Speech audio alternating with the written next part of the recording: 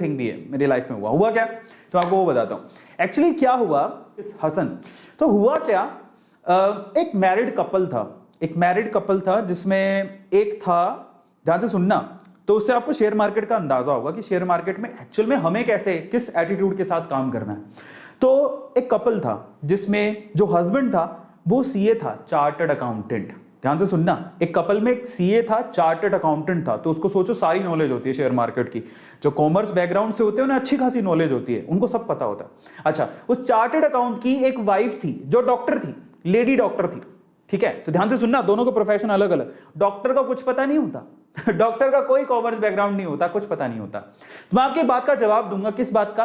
पहला सवाल सबसे बड़ा जो लोगों के दिमाग में आता है कि क्या शेयर मार्केट के लिए मेरा कॉमर्स बैकग्राउंड होना जरूरी है? क्या शेयर मार्केट के लिए मुझे मतलब बही खाता की समझ होनी चाहिए, क्रेडिट डेबिट की समझ होनी चाहिए? क्या मेरा कॉमर्स ही बैकग्राउंड होना चाहिए? क्या मेरा अगर इंजीनियरिंग बैकग्राउंड है, क्या मेरा अगर आर्ट बैकग्राउंड है, क्या मेरा, मैं पढ़ाई नहीं लिखा हुआ, तो क्या मैं 10वीं क्लास में पढ़ता हूं, तो क्या मैं 12वीं क्लास में पढ़ता हूं, तो क्या मैं शेयर मार्केट में पैसा लगा सकता हूं? क्या शेयर मार्केट में इन्वेस्ट कर सकता हूं? क्या वहां से पैसा कमा सकता हूं? क्या ये सवाल जनरली सबके दिमाग में होता है। बहुत सारे लोग ऐसे होते हैं, और ये जितने भी लोग मुझे दिखाई दे रहे हैं उनमें बहुत सारे लोग कॉमर्स बैकग्राउंड से नहीं होंगे, ठीक है। तो मैं आज आप लोगों को एक बहुत अच्छी, एक रियल घटना हुई है, मैं वो सुनाता हूं आपको, और ये रियल है। तो हस्बैंड वाइफ थे, एक का कॉमर्स बैकग्राउंड, हस्बैंड एकदम सीए वीए चार्टर्ड अकाउंटेंट, और एक वो डॉक्टर, उसको कुछ नहीं पता। तो एक दिन है ना, जो अपन टेबल में बैठे हुए थे खाना खाने के लिए दोनों, तो ऐसी बहस हो रही थी शेयर मार्केट के बारे में, तुम्हें क्या पता है, मतलब वो शायद कुछ बहस के चक्कर में सीए ने बोल दिया अपनी बीवी को, तो तुम्हें क्या पता है शेयर मार्केट के बारे में, तुम थोड़ी कुछ जानती हो। तो उस बहस में ना डॉक्टर ने चैलेंज दे दिया। कहते हैं चैलेंज क्या दिया, सुनना, ठीक है काम करते हैं, तुम बहुत शाणे बन रहे हो ना अपनी नॉलेज के लिए, तुम्हें शेयर मार्केट की तो खूब नॉलेज है ना, तुम तो सारा कुछ जानते हो, अपन एक काम करते हैं, देखो 10,000 रुपया तुम लगाओगे, 10,000 रुपया मैं लगाऊंगी, फेयर इनफ। 10,000 रुपये शेयर मार्केट में अकाउंट खोल के तुम लगाओ, 10,000 रुपये शेयर मार्केट में अकाउंट खोल के मैं लगाऊंगी, ठीक है। अपन 1 साल तक वेट करेंगे, देखते हैं किसके पैसे बढ़ते हैं ज्यादा। तो सीए कहता है ठीक है कोई दिक्कत नहीं है, शर्त लग रही है, दैट्स फाइन, बोले ठीक है। और शर्त में क्या था कि फाइनली अगर कोई हारा या जीता उसके लिए उन्होंने अपना कुछ पर्सनल प्राइज रख लिया। वो मुझसे मत पूछना कि क्या है, हस्बैंड वाइफ में जो पर्सनल प्राइज रख लिया कि भैया ऐसा है, कोई हारेगा जीतेगा तो ऐसा ऐसा इनाम देना है, वो अपन उसमें नहीं जाएंगे, फाइनल रिजल्ट में चलते हैं अपन।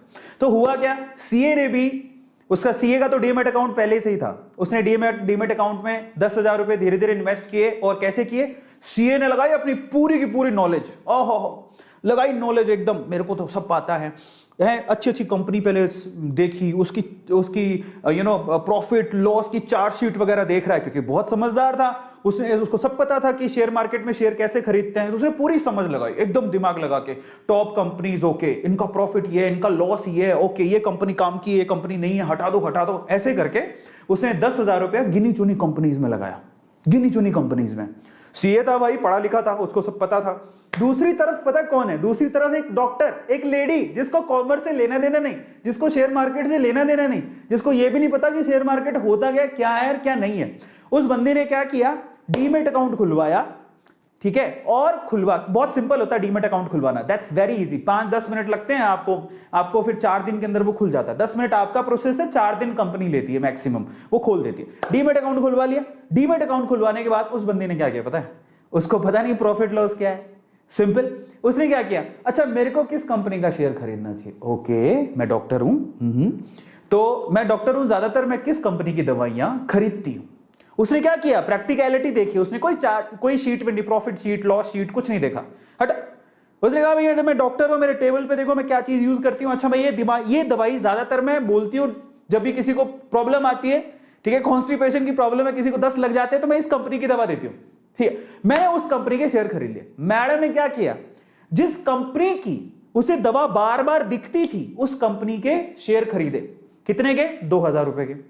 फिर उसने क्या किया, अच्छा वो डॉक्टर थी, ठीक है, तो वो क्या करती थी कि उसने देखा कि अच्छा अगर कोई किसी के दांत में प्रॉब्लम है या किसी चीज में प्रॉब्लम है तो मैं उसे कौन सा टूथपेस्ट यूज करने को बोलती हूँ या कौन सा ब्रश यूज करने को बोलती हूँ, अच्छा ठीक है ओके, मैं ज्यादातर इस पर ट्रस्ट करती हूँ, ओके। उसने उसके शेयर खरीद लिए। तो उसने क्या किया, आसपास की अपनी चीजों को देखा कि वो किस पे ट्रस्ट करती है, आसपास की चीजों को देखा कि वो किस पे ट्रस्ट करती है, वो क्या रेकमेंड करती है, उसने वही कंपनीज के शेयर खरीदे। अब आओ रिजल्ट पर। तो सीए साहब ने क्या किया, पूरी नॉलेज लगाई एकदम बल्ले बल्ले वाली, जो कि हम जैसे लोगों में नहीं होती। डॉक्टर साहिबा ने क्या किया, उसने लगाया अपना दिमाग, आसपास देखा मैं क्या चीज यूज करती हूं क्या नहीं, अच्छा ओके गुड गुड गुड, ऐसे करके शेयर खरीद लिए। 1 साल बाद डॉक्टर साहब के 10,000 रुपए कितने हुए, डॉक्टर साहब के 10,000 रुपए हुए 18,000। कितने का प्रॉफिट, 8,000 का। ठीक है, ध्यान से सुनना, डॉक्टर साहब के 10,000 हुए 18,000, सॉरी डॉक्टर साहब नहीं, सीए साहब। सीए साहब जो कि हस्बैंड साहब थे, जो मर्द अपने आप को ऐसे प्राउडली बोला था मेरे को सारी नॉलेज है, मैं शेयर मार्केट में सब आता है, उस बंदे ने जो शेयर खरीदे थे तो उसके 10,000 टोटल कितने कन्वर्ट हुए, 18,000 में। अब डॉक्टर साहिबा पर आते हैं। डॉक्टर साहिबा ने किस चीज पे ट्रस्ट किया, अच्छा मेरे सामने ये पड़ा है, मैं इसका दवाई देती हूं, मैं ये टूथपेस्ट खरीदती हूं। डॉक्टर साहिबा के 10,000 रुपए टोटल कन्वर्ट हुए कितने में मालूम है, 35,000 रुपए में।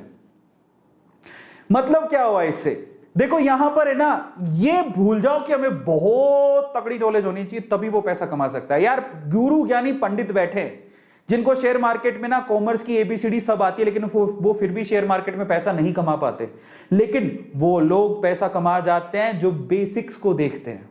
तो आज मतलब समझो, मतलब यह है कि अगर आपको थोड़ी बहुत भी नॉलेज है,